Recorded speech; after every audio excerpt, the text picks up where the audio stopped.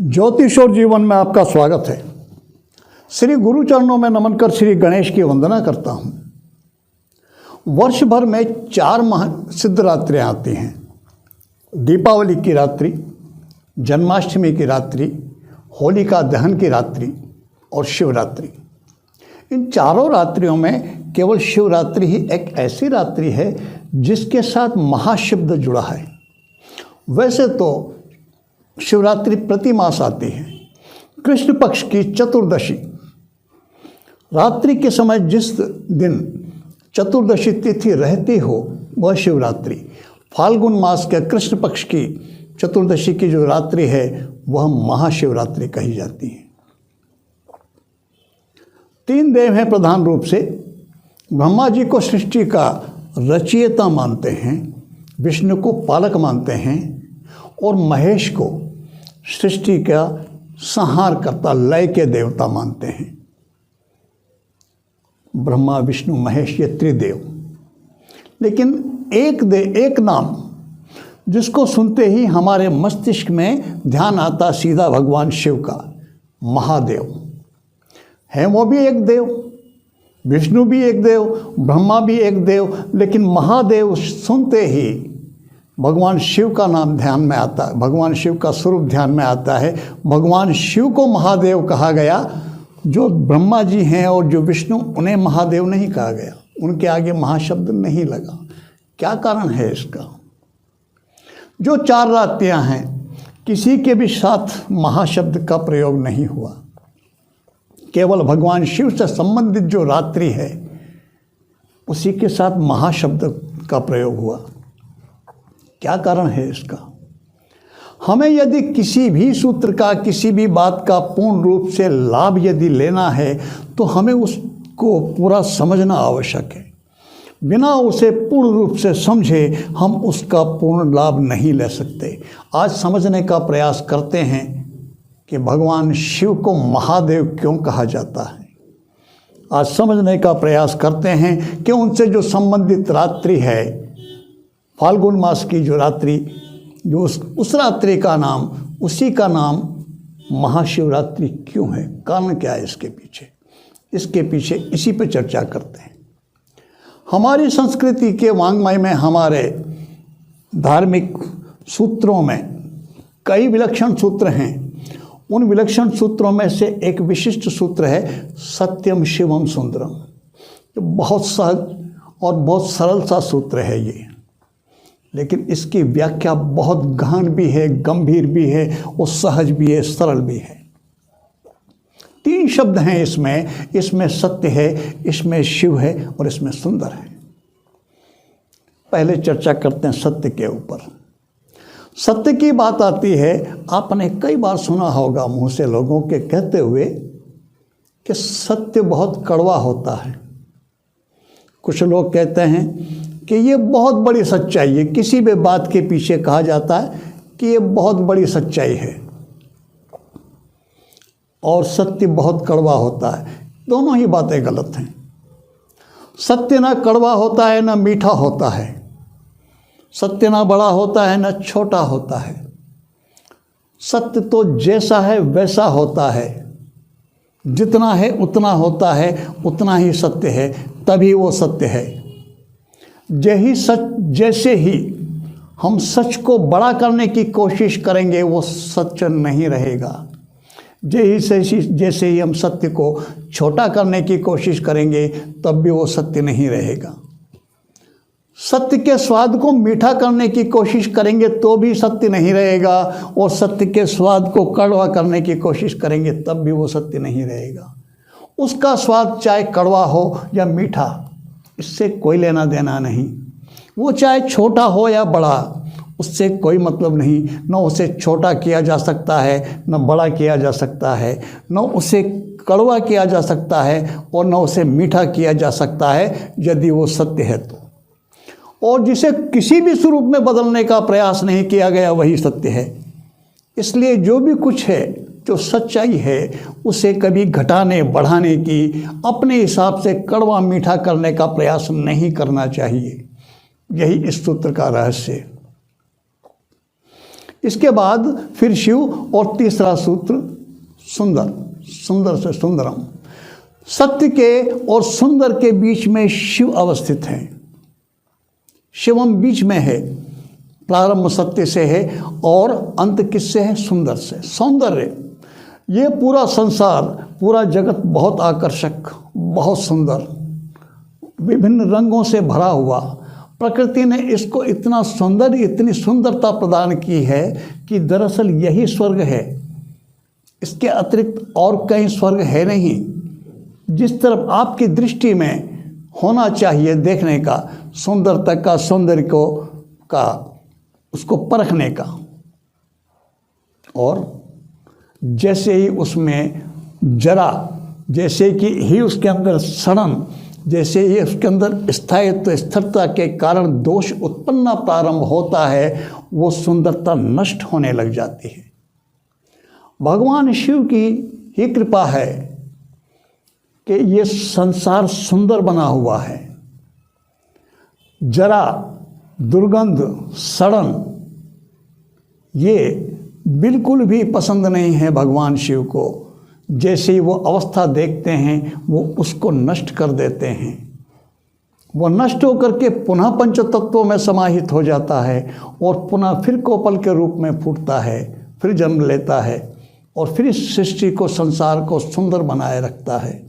यह क्रम, इस क्रम का जो अंतिम चरण है लय, जन्म, पालन और लय, वो भगवान शिव उसको संभाले हुए हैं। तो कह सकते हैं कि भगवान शिव ही हैं जिन्होंने इस सृष्टि के, इस संसार के सौंदर्य को बनाया हुआ है। यदि वो अपने कर्म में ढील दे दें, वो अपने कर्म को पूरी तरह से ना करें, तो ये संसार जिस सुंदर स्वरूप में दिखाई दे रहा है, उसमें दिखाई नहीं देता। आज चारों तरफ, सब तरफ हमको वृद्धों की, सड़न की, दोषपूर्ण, जरा और व्याधि से पीड़ित अवस्था से ये सारे जगत की दिखाई देती, लेकिन सुंदर बना हुआ है। जब पत्ते पीले पड़ जाते हैं, वो गिरते हैं पृथ्वी में पंच तत्वों के समान स्वरूप में, खाद के रूप में, फिर पृथ्वी के पेड़ के माध्यम से फिर नई कोपलें फूटती हैं, फिर फूल आते हैं, फिर नए पत्ते। सारा ये क्रम, इसको पूर्ण रूप से, सुचारू रूप से, सही ढंग से बनाए रखने में भगवान शिव का बहुत बड़ा योगदान है। इसलिए वो बीच में हैं। उन्होंने जो वास्तविकता सत्य है, सच है, उसको स्वीकार कर रखा, यही सच्चाई है।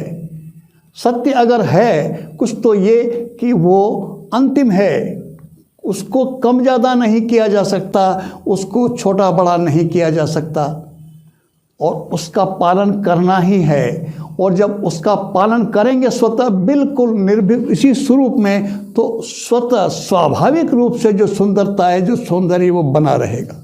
उसके लिए विशेष कोई विशिष्ट प्रयत्न करने की आवश्यकता ही नहीं। भगवान शिव की इतनी महत्ता, इसलिए भगवान शिव का बहुत मौल है, इसीलिए उन्हें देवों के देव कहा गया और इसीलिए उनको महादेव कहा गया। अब महाशिवरात्रि, अगर आप थोड़ा स्मृति पर ध्यान दें, आज की जो पीढ़ी है, युवा पीढ़ी, जो इन विषयों में थोड़ी रुचि रखते हैं, उनके फिर भी वो बात समझ में होगी, लेकिन कम लोगों की जानकारी में।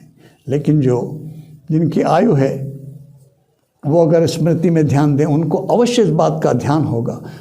सदियों से, सैकड़ों, हजारों वर्षों से एक परंपरा चली आ रही है, और वो ये कि भगवान शिव से संबंधित जो ये रात्रि है, इस रात्रि को सदियों से जागरण की परंपरा है।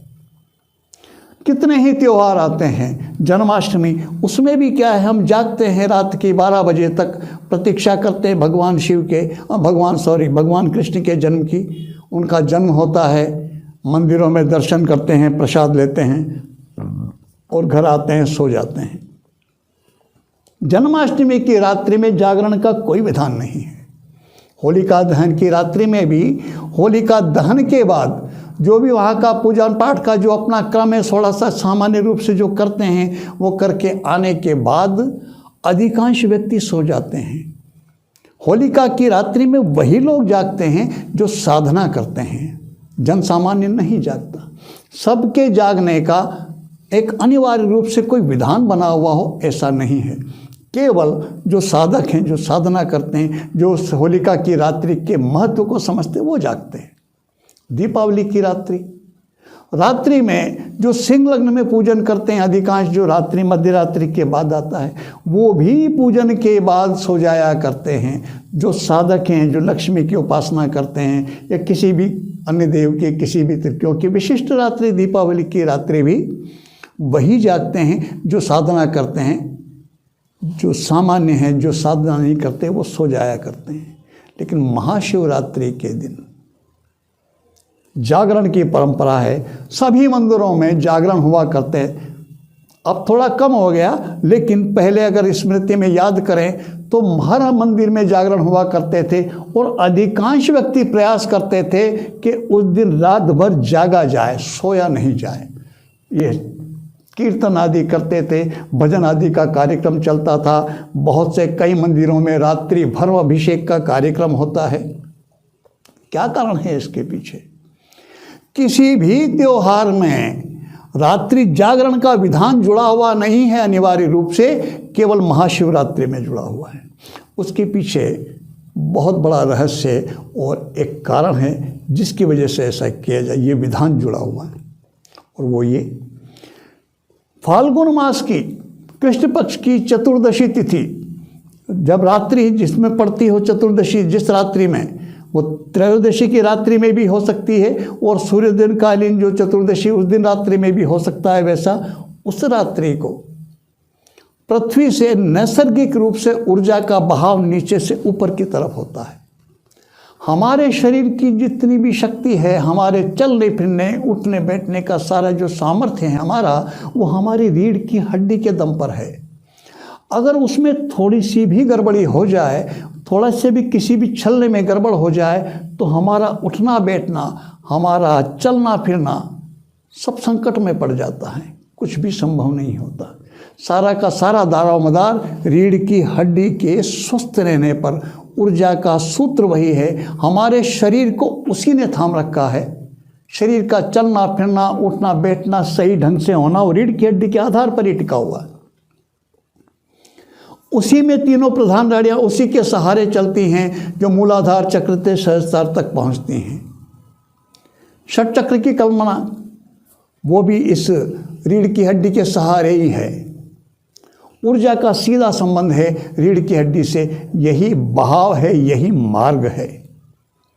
जब व्यक्ति जागेगा रात भर तो बैठा रहेगा, रीढ़ की हड्डी उसकी सीधी रहेगी, उस स्वरूप में रहेगी जिस स्वरूप में पृथ्वी से एक ऊर्जा जो चेतना को ऊपर पहुंचाने का काम कर सकती है, उस स्वरूप में रहेगी। सोने पर क्या होता है कि सोने पर रीढ़ की हड्डी की स्थिति पृथ्वी के समानांतर हो जाएगी और उस दिन ऊर्जा का बहाव तो नीचे से ऊपर की तरफ होता है। फिर सोने की अवस्था में उस ऊर्जा का लाभ नहीं मिल सकता।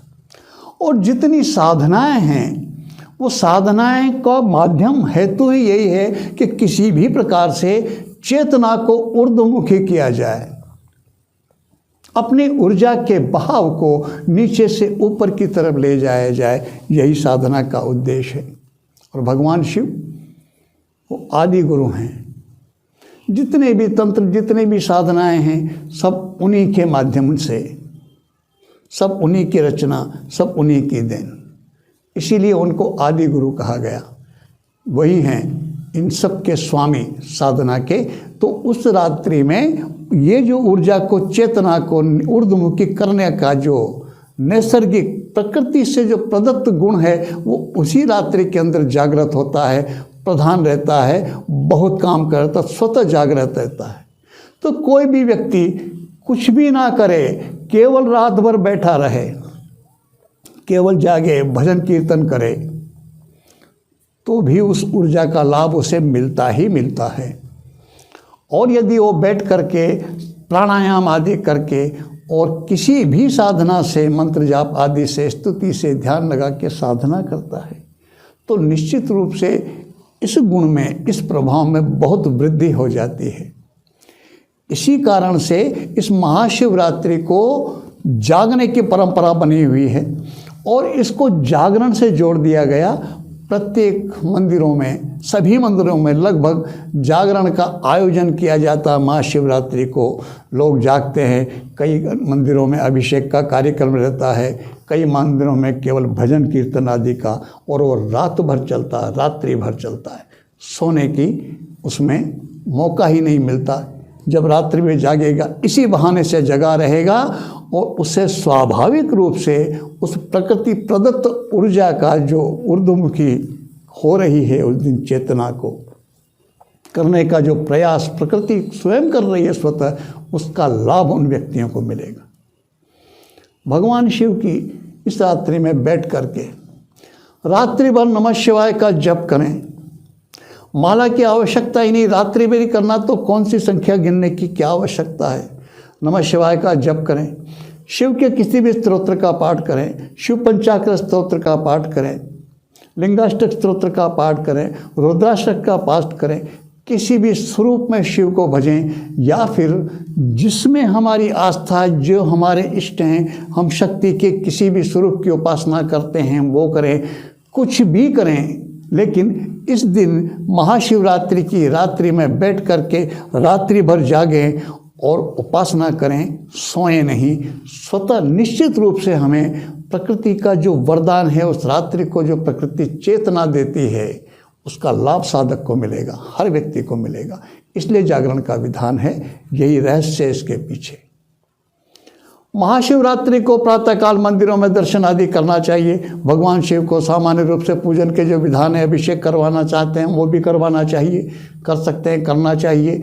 उनको बिल्वपत्र आदि अर्पित करने का विधान ये समय सवेरे करना चाहिए।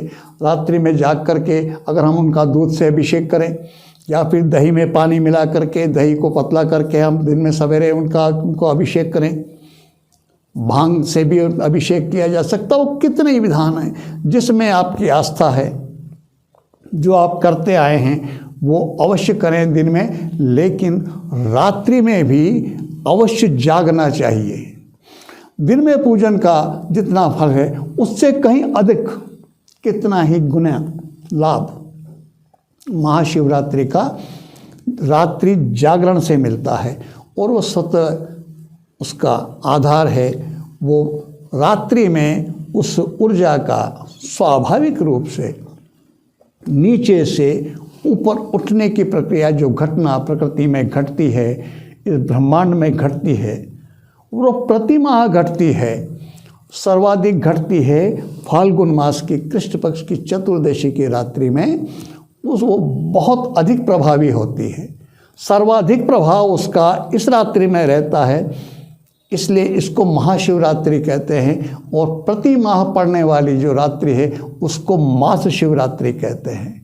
शिवरात्रि आने वाली है, रात्रि भर जागरण करें, भगवान शिव की उपासना करें, शिवा की उपासना करें। शिव और शिवा आप सब पर कृपा करें। इसी प्रार्थना के साथ मैं आपको नमन करता हूँ। नमस्कार।